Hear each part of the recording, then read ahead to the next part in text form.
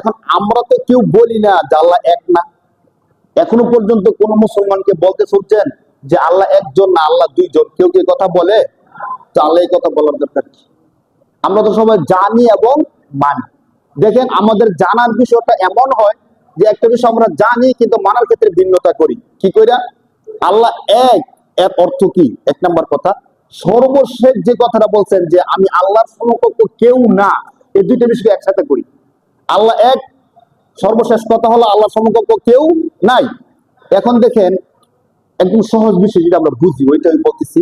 আমি যখন আমার কোনো কারণে দীর্ঘদিন আমার সন্তান হইতেছে না, দীর্ঘদিন আমার কি হইতেছে না, সন্তান হইতেছে না, চিকিৎসা করাইলাম, সবকিছু করাইলাম, সন্তান হয় না। কেউ বললো অমুক বাবার মাজারে যান, গিয়ে বাবারে বলেন বাবা কি দিতে পারে, আপনাকে সন্তান দিতে পারে। তো আমি তার কথা শুনে বিশ্বাস করে বাবার মাজারে গেলাম।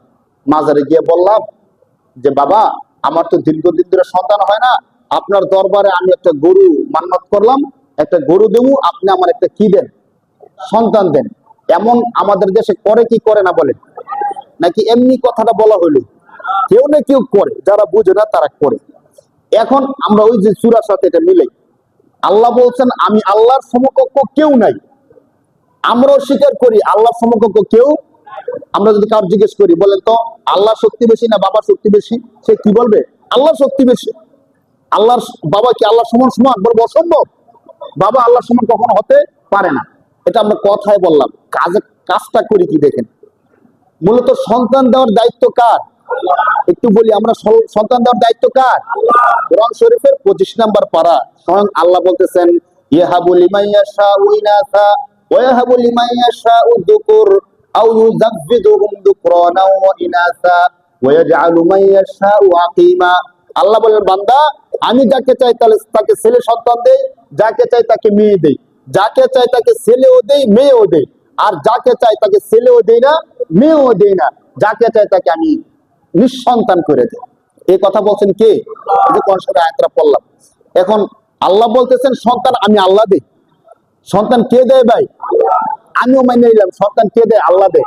যখন বাবার কাছে গিয়ে বললাম বাবা আমাকে একটা সন্তান দেন, তাহলে সন্তান মূলত দেয় কে? আমি গিয়ে চাইলাম কার কাছে? তো আমি মুখে স্বীকার করি যে আল্লাহর শক্তি বেশি, কিন্তু কাজে বুঝাইলাম যে আল্লাহ সন্তান দিতে পারে, আল্লাহর শক্তি আছে। আবার বাবার যে কেরামতি আছে, বাবা চাইলে আমাকে একটা কি দিতে পারে, সন্তান দিতে পারে। বলেন নাউজুবিল্লাহ। মানে এটা মনে করে, কিন্তু যারা বাবা মাজারে গিয়ে বলে তারা কি বিশ্বাস না করে যায়? আপনাকে আমি বিশ্বাস না করলে আপনার কাছে যাবো বলেন? বিশ্বাস করে বলে তো যায়। নাহলে একটা গরুর দাম 70-80 হাজার, 1 লাখ 1.5 লাখ টাকা একটা গরুর দাম, শুধু শুধু বাবার দরবারে গরু দিয়ে দেয় না তো। এখন দেখেন আমি আল্লাহ সন্তান দিয়ে বিশ্বাস করে আল্লাহর কাছে সন্তান চাইলাম।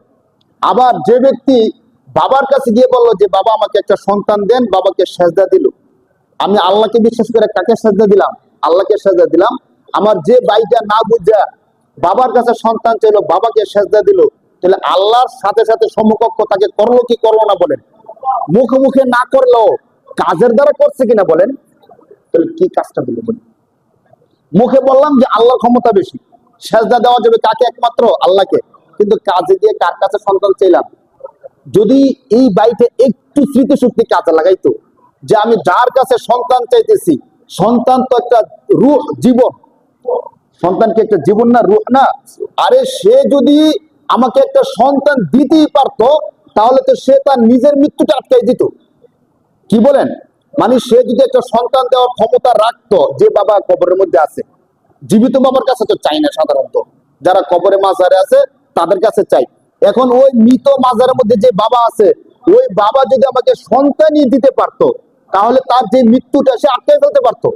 আজরাইল যখন আসছে তাকে নেওয়ার জন্য, বলতো সাবধান, আল্লাহর সাথে আমার যে একটা সম্পর্ক আছে, আমাকে তুই নিবি না, কিয়ামতের আগ পর্যন্ত আমার রূহ তুই নিতে পারবি না। আমি আল্লাহর সাথে চুক্তি করছি, কিয়ামতের আগ পর্যন্ত আমি মরবো না। এবং করতে পারতো কি পারতো না বলেন?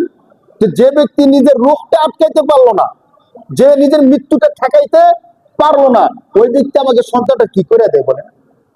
এমন তো বাবা আছে বাবারই সন্তান নাই, নিঃসন্তান বাবা।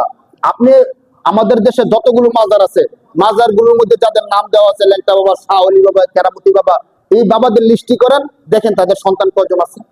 এমন অনেক বাবা সম্পর্কে আমরা জানি তাদের নিজেদের কি নাই, সন্তান নাই। যে বাবা নিজেরই সন্তান নাই, ওই বাবা আমার সন্তানটা কি করে দেবে বলেন? এটা একটা মূর্খতা বিষয় না বলেন? যদি আমাদের দেশে এমন একটা ডাক্তার পাইছি, এমবিবিএস ডাক্তার, যে নাকি নিজের ঠান্ডা সারানোর জন্য প্যারাসিটামল খাইতে পারে না, সে জানে না ঠান্ডা হলে জ্বর হইলে কি কি ওষুধ খাইতে হয়।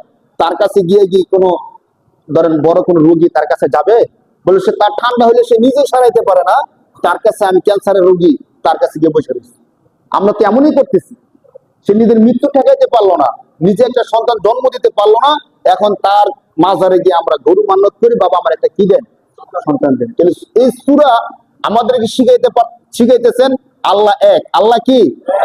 আল্লাহ কারো সমকক্ষ নন। তাহলে আমি যদি বাবার কাছে সন্তান চাই, তাহলে আল্লাহর সমকক্ষ দাঁড় করাইলাম কিনা? মানে আল্লাহ সন্তান দিতে পারেন, বাবাও কি দিতে পারেন, সন্তান দিতে পারেন না।